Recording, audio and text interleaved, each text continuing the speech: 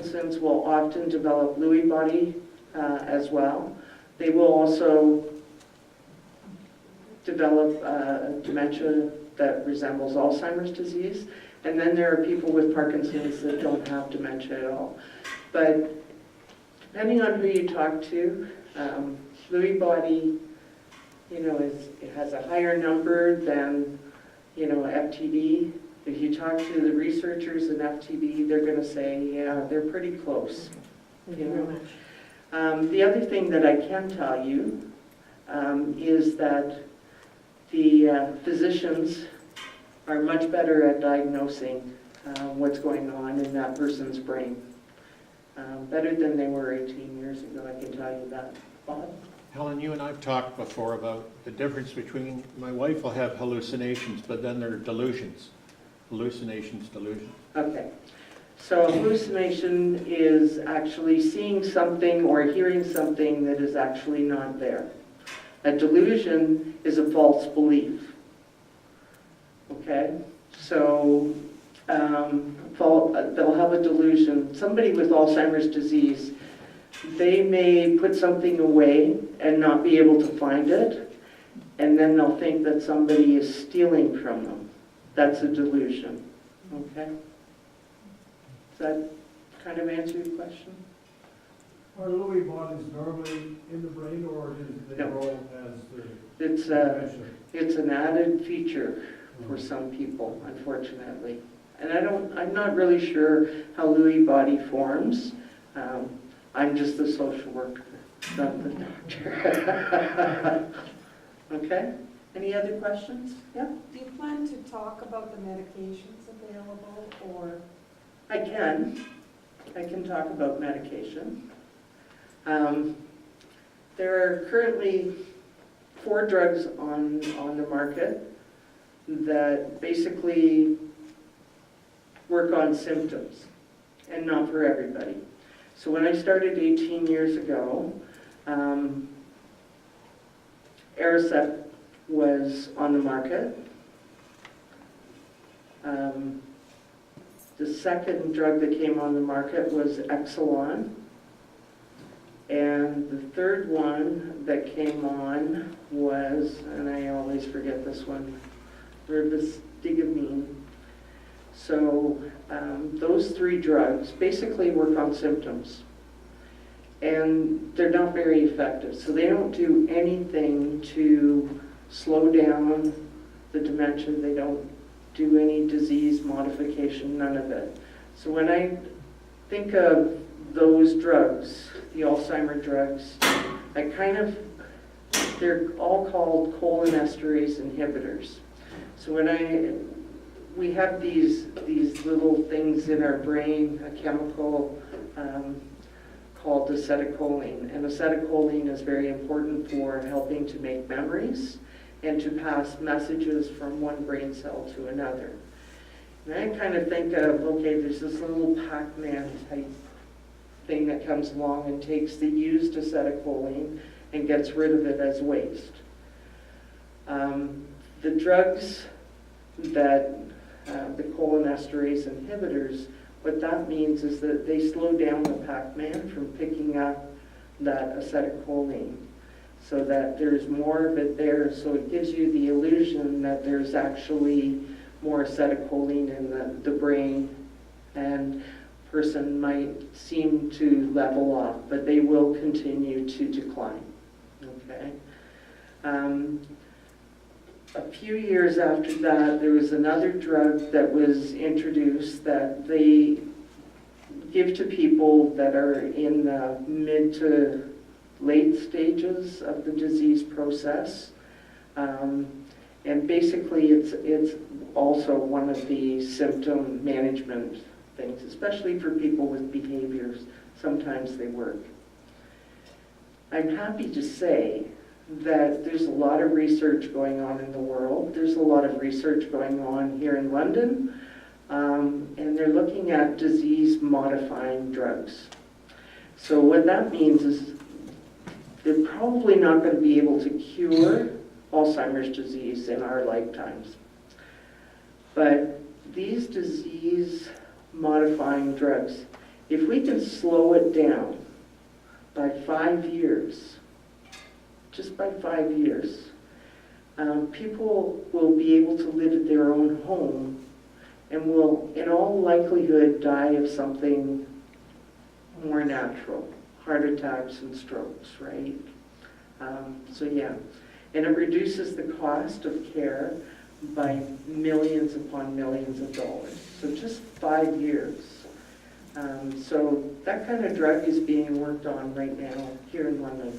There's whole bunches of clinical trials. It's actually being looked at throughout the world. Okay.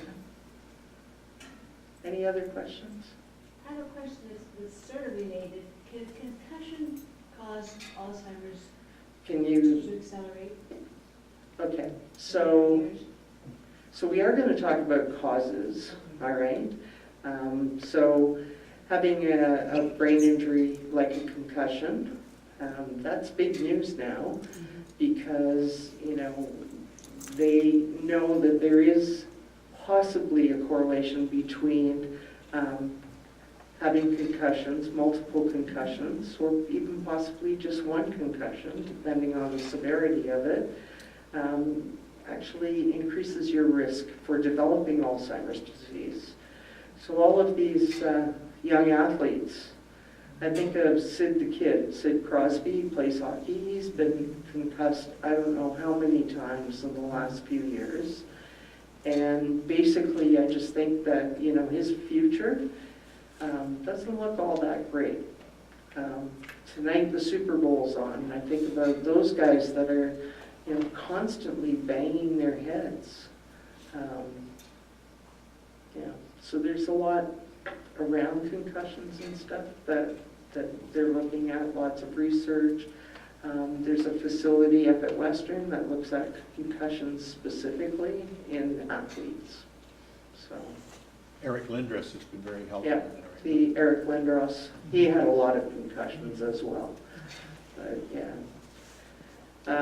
What's really sad is that in the sports world, they don't really believe that the concussions actually, lead to dementia. So they're trying to prove it, but okay. So let's talk about some of the warning signs. Memory loss. That's probably the number one thing, and this is just warning signs for Alzheimer's disease. Okay, people will forget how to do things that they've been doing for most of their lives, and it might not be every day, but when I think of people when they talk about, they remember that there were things that went on many years ago after we tell them the kinds of symptoms that people would display. So memory loss was a big one, and they would say, well, they were never very good with names or faces and stuff. So there is a normal age-related forgetfulness. So those of you in the audience that are a little bit older like me, we do forget things. The really nice thing is that usually we remember them later on. So we might miss an appointment and go, oh no, I forgot to go see the doctor yesterday. Or, something like that. People with Alzheimer's disease, they will totally forget that they have an appointment and, will not remember it at all. They might not remember where they parked their car. That's a pretty common one, right? Went to the mall. Yeah. What's really nice about cars nowadays is that beep beep, right? And I saw on TV, I don't know if you guys have seen that commercial, it's for one of the new Fords, that it actually shows you on your cell phone where your car's parked. Awesome. And we talk about cars driving themselves. So people with Alzheimer's disease sometime in the future may not have to give up driving, which is really nice. Okay. So the most common thing, people have a tendency to not be able to remember new learned things. So that's one of the most common symptoms. It's like, oh yeah, she couldn't catch on to the new computer system at all, right?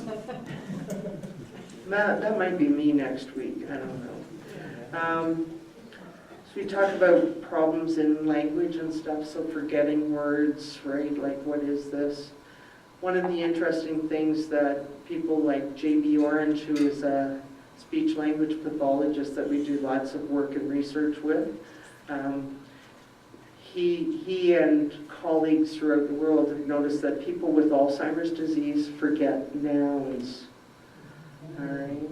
People with frontal temporal dementia forget verbs. Kind of an interesting thing that they've discovered. Okay. People with Alzheimer's disease, when they forget words, sometimes they'll put in another word, and it doesn't fit. Okay. They may be close, right? Instead of saying salt, they'll say pepper, right? Stuff like that. People with Alzheimer's disease will be disoriented to time and space, and that basically means that they might not remember that today is February the 4th, 2018. They might think that it's May 12th, 1995. I don't know, I just picked the date, right? So, which can be very upsetting to care partners, not remembering things like today is your birthday. They will have impaired judgment.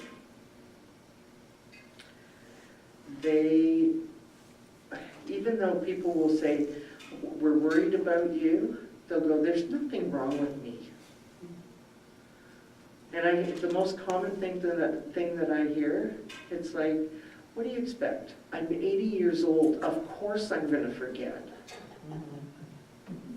And the other one is, you didn't tell me. How am I supposed to remember something if you didn't tell me? I think you're the one with the problem. I think you're the one that needs to I don't mean that. So the other thing that they might do is, on a day like today, it was warmer this morning, so they might wear shorts outside. They aren't teenagers, okay, wearing shorts and being cool. But you know, they'll wear t-shirts outside and shorts and flip-flops, not appropriate clothing. In the summer, they might put on, 3 or 4 sweaters and 3 or 4 pairs of pants. And that can be really dangerous because, first of all, for the cold days, you can get frostbite exposure, etc. People can die from that. On a really hot day, wearing multiple layers of clothing can cause people to become dehydrated and disoriented. You can die from dehydration. Aren't I just a happy person today? Yes? Number 2, which I would call sequential memory. How important is that? I'm thinking about, the steps that you go through to prepare a meal, or to make a cup of tea for someone. That's quite common, isn't it? Okay, so the question is, if I understand correctly, is how important is it, to be able to prepare a meal? So think about making craft dinner, okay? You have to get the pot out, you have to put water in the pot, you have to put it on the stove, you have to turn the stove on.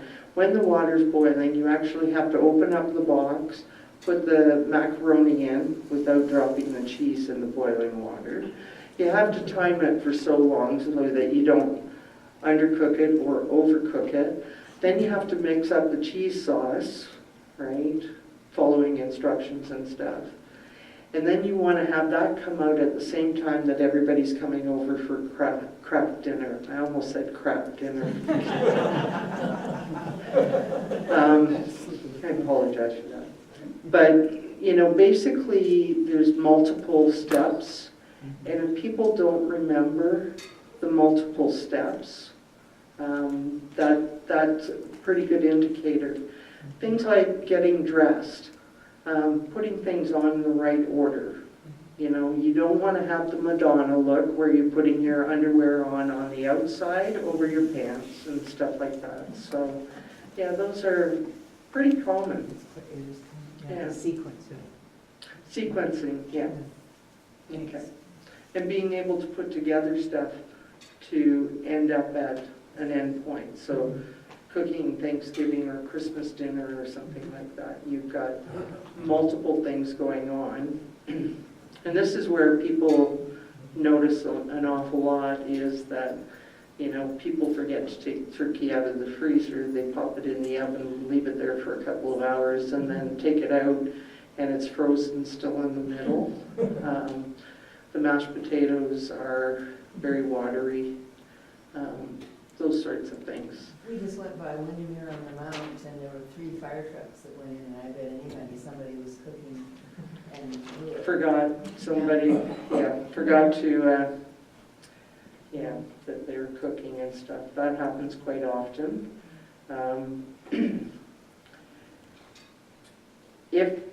If you notice that there are burnt pots, then you really do need to address that.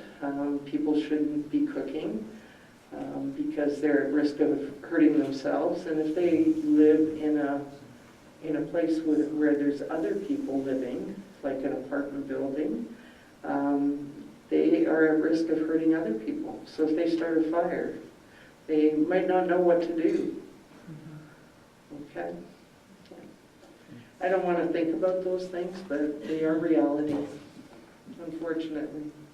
Okay, so problems with abstract thinking.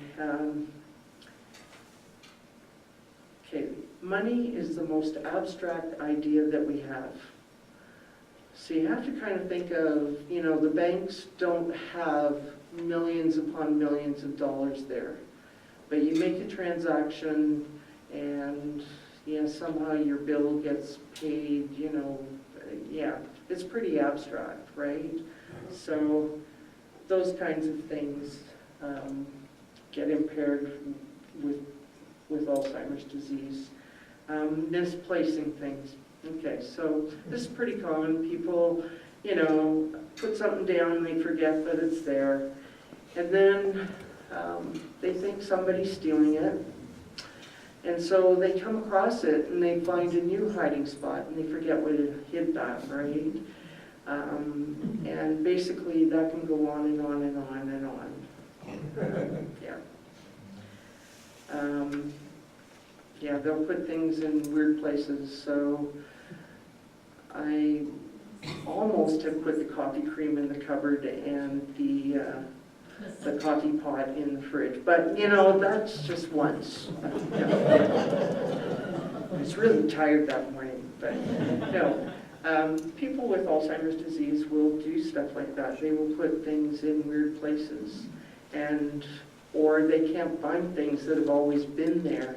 One of the recreation staff, our day program manager, and I will do these skits that show people in the early stages banging on cupboards and stuff, saying, how is the tea? And she'll go, it's right here where it's been for the last 40 years. And it's like, no, you keep moving it around. And there's some arguing that goes on. And then she talks about, okay, rather than saying it's been here for 40 years, it's like, oh, you know what? Let's put it out on the counter because sometimes I can't find it either. Do you want to have a cup of tea with me right now? Let's make one. So it calms the waters and stuff. So there's lots of different strategies that we can use for things like that. Changes in personality.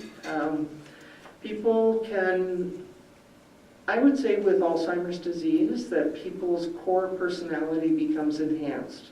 So if you were easygoing, laid-back type of person, chances are that you're going to be even more so with Alzheimer's disease. If you were a downright nasty person, chances are you're going to be even more so. And for the most part, that's how it is, but every once in a while people will change. So they were laid back before, and now with this disease, they're not very nice people. And then some of the not so very nice people all of a sudden become really nice people. So there is changes in personality. And, you know, people with Alzheimer's disease, they don't want to do things. They don't have the ability to think of things to do. So you might think that they're getting lazy and stuff like that, and it's not. It's just they cannot think of things to do. You can also get that with depression, so you always have to go and see a doctor to figure out exactly what's going on. Please try not to diagnose somebody with having Alzheimer's disease or FTD based on this talk tonight, please. Go see a doctor. Okay. It's nice we've gone through 3 slides, and the first one was my. This is just kind of another slide that tells you, the same sort of thing that we've been talking about for the last few minutes, okay? It's just an easy way to, look at that. So I'll let you read that. It's on your handouts, okay? It's our day program area. This is one of our day program clients who agreed to, have his picture taken and. One slide on. Oh, sorry. Here we go. All right, so he's pointing out a painting that he did. And he basically was not an artist. He is now, though. So he developed that talent. One of the things that I constantly have to remind people about is that people are not the disease. They are people, first and foremost. They are our brothers, our sisters, our moms, our dads, our aunts, our uncles, even our children, first and foremost. And some of them have had amazing lives and careers. Doctors, lawyers, all sorts of different positions held. Some even were social workers.